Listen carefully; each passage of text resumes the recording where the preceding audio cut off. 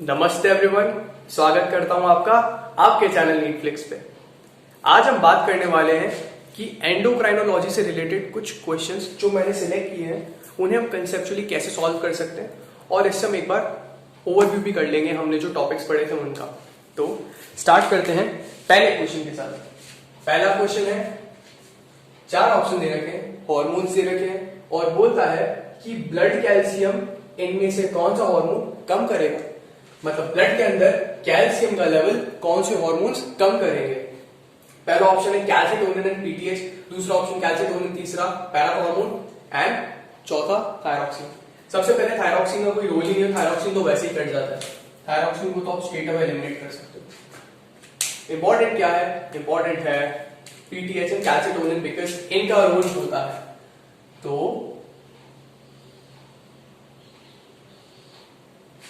जो कैल्सिटोनिन होता है, हमने बात करी थी, कैल्सिटोनिन सिक्रीट होता है थायराइड ग्लैंड से, और अगर कैल्सिटोनिन का लेवल ब्लड के अंदर ज्यादा होता है तो ये कैल्शियम को पकड़कर ब्लड में से कैल्शियम को बोन में डिपॉजिट कराता है। जो पीटीएच होता है ये कौन करता है, कैल्सिटोनिन। जो पीटीएच होता है, पीटीएच इसका जस्ट अपोजिट करता है, वो बोन का रिजॉर्प्शन करा के कैल्शियम को बोन्स में से कहां डालता है, ब्लड के अंदर, बाय बोन रिजॉर्प्शन। तो ये एक्शन होता है पीटीएच का। नाउ जस्ट इमेजिन, अगर ब्लड के अंदर कैल्सिटोनिन होगा तो कैल्सिटोनिन क्या करेगा, कैल्शियम को ब्लड में से निकाल के बोन में डालेगा, और पीटीएच होगा तो वो कैल्शियम को बोन से लेकर ब्लड में डालेगा। अगर कैल्सिटोनिन ब्लड में से कैल्शियम निकाल लेगा तो ब्लड कैल्शियम लेवल कम हो जाएगा, और पीटीएच कैल्शियम को अगर ब्लड के अंदर लोड कर देगा तो ब्लड कैल्शियम लेवल बढ़ जाएगा। So the answer to this question is going to be calcitonin alone, not the first option which is both calcitonin and PTH. तो इसका जो पहला ऑप्शन है वो तो हो गया गलत, करेक्ट आंसर है calcitonin. Parathormone blood calcium level बढ़ाता है, कैल्सिटोनिन कम करता है। ओके, नेक्स्ट क्वेश्चन है health disorder that results from deficiency. This is deficiency of T4. T4 क्या होता है, थायरॉक्सिन। T4 क्या है, थायरॉक्सिन। इन अडल्ट्स तो कुछ इंपॉर्टेंट चीजें, deficiency of thyroxine in adults हमें पता है, हमने इसकी बात करी थी जब हमने थायराइड हार्मोन्स की बात करी थी। तो जो उनके डिसऑर्डर्स थे, hypothyroidism we call them. Why? Because the levels of thyroxine in the blood were very low, so we call them hypothyroidism. तो वहां पर हमने बात करी थी, अगर एक चिल्ड्रन में होता है तो उसे हम बोलते हैं क्रिटिनिज्म, जिसमें जो उनका बॉडी ग्रोथ ओवरऑल रुक जाता है और साथ में उनका जो मेंटल डेवलपमेंट होता है, development of central nervous system which is actually the seat of intelligence, वो भी डिप्रेस हो जाता है, जिसकी वजह से उनका आईक्यू कम रहता है। क्रिटिनिज्म इन चिल्ड्रन, अडल्ट्स के अंदर हमने उसको कोई नाम नहीं दिया था, वो सिंपली हाइपोथायरॉइडिज्म था। और एक हमने बात करी थी हाशिमोटोज डिजीज, जिसके अंदर जो ऑटो इम्यूनिटी थी, बॉडी की खुद की सेल्स के लिए जो एंटीबॉडीज बन रही थी, यहां पर थायराइड टिश्यू के लिए बन रही थी, तो थायराइड को डिस्ट्रॉय कर रही थी, जिसकी वजह से थायराइड जो था वो थायराइड हार्मोन्स को प्रोड्यूस नहीं कर पा रहा था, और थायराइड हार्मोन्स की डेफिशिएंसी हो रही थी, जिसे हम बोल रहे थे हाइपोथायरॉइडिज्म ड्यू टू हाशिमोटोज डिजीज। तो ये 3 कंडीशंस की हमने बात करी थी। यहां पर बात कर रहा है अडल्ट्स, तो अडल्ट्स के लिए हमने बोला था सिंपली वो क्या था, हाइपोथायरॉइडिज्म। लेकिन यहां पे इसका आंसर हाइपोथायरॉइडिज्म होगा नहीं, होगा, डिपेंड करता है क्लिनिकल स्टेज। नेक्स्ट बोलता है कि उसके कैरेक्टरिस्टिक्स क्या है। पहला बोल रहा है लो मेटाबॉलिक रेट, समझ में आता है। इंक्रीज इन बॉडी वेट, क्यों होगा, ये दोनों चीजें क्यों होगी, बिकॉज थायरॉक्सिन का फंक्शन क्या था, अगर हम याद करें, हमने बात करी थी कि थायरॉक्सिन का फंक्शन क्या होता है, increase in basal metabolic rate. What was basal metabolic rate? It was the oxygen which was consumed by the tissues of body in the resting state. अगर ऑक्सीजन कंजम्पशन ज्यादा था तो बीएमआर भी ज्यादा होगा, और ये काम कौन करा था, थायरॉक्सिन ये काम करवा रहा था। नेक्स्ट क्या करता है, ये मेटाबॉलिज्म को भी बढ़वा देता है। अब इस मेटाबॉलिज्म के अंदर जो भी न्यूट्रिएंट्स होते हैं, carbohydrate metabolism, protein metabolism, fat metabolism, ये सब पे इफेक्ट करता है, जिसकी वजह से क्या होता है, कई बार जो प्रोटीन होती है आपकी मसल्स में, जो प्रोटीन होता है ये उसे भी यूज करने लगता है for energy consumption, for energy production. तो उसकी वजह से क्या होता है, कई बार जो वेट होता है बॉडी वेट वो कम हो जाता है।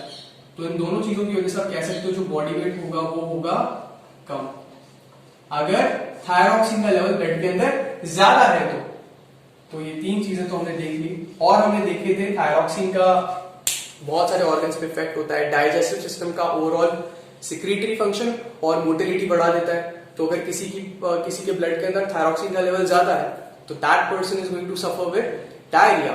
अगर रेस्पिरेटरी सिस्टम पे बात करें तो ब्रीदिंग रेट बढ़ा देता है, कार्डियक सिस्टम पे बात करें तो हार्ट रेट बढ़ा देता है। ये सारे फंक्शन थे थायरॉक्सिन के, ठीक है। तो ये दो तो समझ में आते हैं। ये सारी चीजें तब होगी जब थायरॉक्सिन का लेवल ब्लड के अंदर ज्यादा होगा, लेकिन अगर थायरॉक्सिन का लेवल ब्लड में कम होगा तो जस्ट इसका अपोजिट होगा, बीएमआर कम होगा, मेटाबॉलिज्म कम होगा, तो बॉडी वेट ज्यादा होगा। तो low metabolic rate and body weight हमने देख लिया क्यों ज्यादा होगा, बॉडी वेट ज्यादा क्यों होगा और low metabolic rate, I am sorry. Next जो तीसरा क्लिनिकल फीचर है ये बहुत इंपॉर्टेंट है, ये बता रहा है tendency to retain water in tissues. मतलब यहाँ पे जो वाटर है वो टिश्यूज के अंदर एक्यूमुलेट हो रहा है, जिसे हम एडीमा बोलते हैं। तो यहाँ पे एडीमा हो रहा है, oedema is accumulation of excessive water in body tissues, that condition is called oedema. Water तो होता है ये टिश्यूज के अंदर, इंटरस्टिशियल स्पेस के अंदर होता है, लेकिन एक्सेसिव होगा then we call it oedema, तभी वो स्वेलिंग की तरह दिखने लगेगा। ये तीसरा ऑप्शन पढ़ते ही, तीसरा कैरेक्टरिस्टिक पढ़ते ही जो ऑप्शंस में एलिमिनेट कर सकता हूं, सिंपल क्वेश्चन, क्रेटिनिज्म क्यों एलिमिनेट कर सकता हूं, बिकॉज बात कर रहा है अडल्ट्स की और क्रेटिनिज्म होता है इन चिल्ड्रन। तो क्रेटिनिज्म तो इसकी वजह से एलिमिनेट हो गया, बचे ये दोनों बी और डी।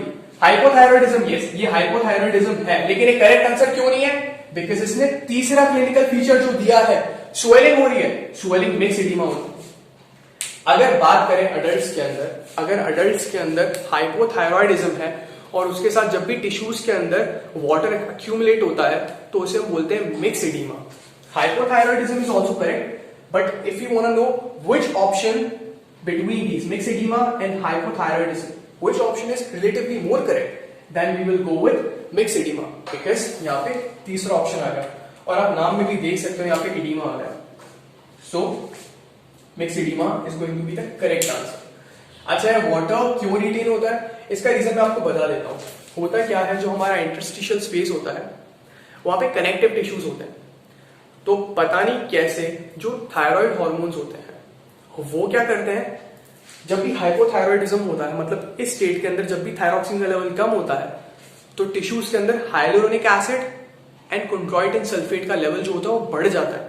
जब ये बढ़ जाता है ना तो अपने आप जो अमाउंट होता है, फ्लूइड वाला अमाउंट होता है किसी भी टिश्यू के अंदर सेल्स होते हैं और इंटरस्टिशियल स्पेस होता है, तो इंटरस्टिशियल स्पेस के अंदर इसको डेमोन्स्ट्रेट कर देते हैं ऐसे। ये कोई टिश्यू है, इस टिश्यू के अंदर ये सेल्स है, ये सेल्स हो गए, ये हो गया पैरेंकाइमा और ये हो गया स्ट्रोमा। स्ट्रोमा के अंदर ये इंटरस्टिशियल स्पेस मान लेते हैं, यहां पे ब्लड वेसल्स होंगी, ये ब्लड वेसल्स हैं, कैपिलरी एंड आर्टरीज। यहां पर जो स्पेस बचा वो हो गया इंटरस्टिशियल स्पेस। इस इंटरस्टिशियल स्पेस के अंदर अगर connective tissues like hyaluronic acid या कंड्रोइटिन सल्फेट, इनका लेवल जब बढ़ जाएगा तो अल्टीमेटली जो अमाउंट होगा फ्लूइड का वो यहाँ पे बढ़ जाता है, जिसकी वजह से एडीमा हो जाता है। कुल मिला के जो टिश्यू होता है उसका कंसिस्टेंसी जेल लाइक हो जाता है, जिसे हम क्या बोलते हैं, मिक्स एडीमा। सो इसका आंसर होगा मिक्स एडीमा। नेक्स्ट क्वेश्चन है, GnRH from hypothalamus reaches anterior pituitary through. पूछना चाहता है कि एंटीरियर पिट्यूटरी पे एक्ट करने के लिए gonadotropin releasing hormone, releasing hormone हमें पता है कहां से निकलेगा, हाइपोथैलेमस से, बिकॉज हाइपोथैलेमस इनहिबिटिंग हार्मोन्स और रिलीजिंग हार्मोन्स को बनाता है। रिलीजिंग हार्मोन आ रहा है गोनाडोट्रोपिन रिलीजिंग हार्मोन, हमें पता है कहां एक्ट करेगा, एंटीरियर पिट्यूटरी पे। एंटीरियर पिट्यूटरी तक ये कैसे पहुंचेंगे? तो इसके लिए हमने बात करी थी, यहां पे क्या होता है कि हम बात करें हमारा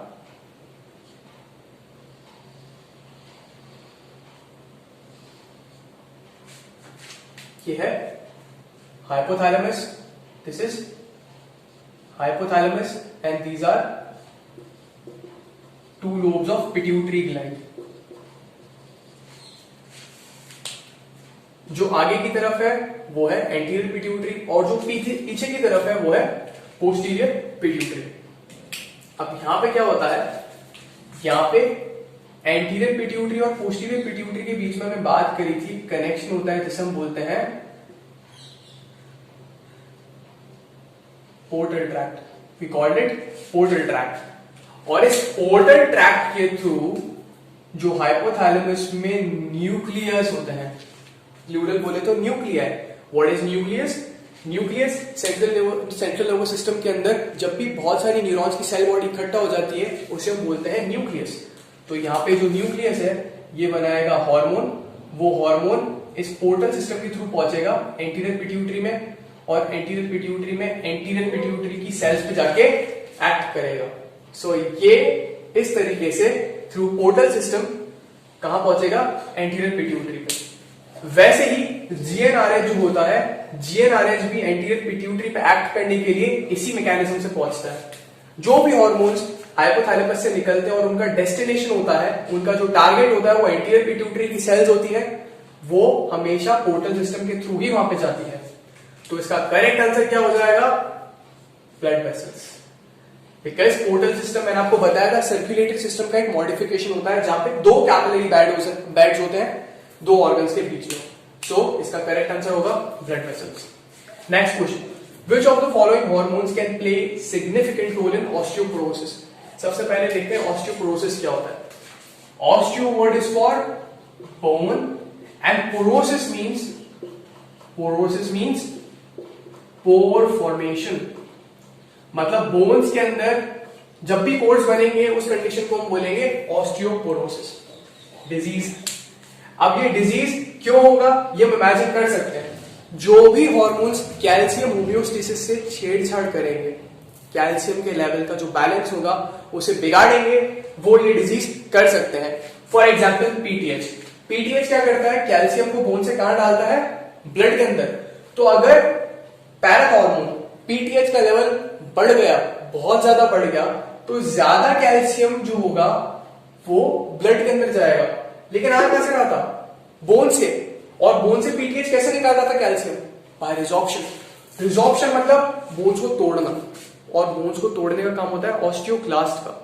osteoclast are bone eating cells and osteoblast are bone forming sales.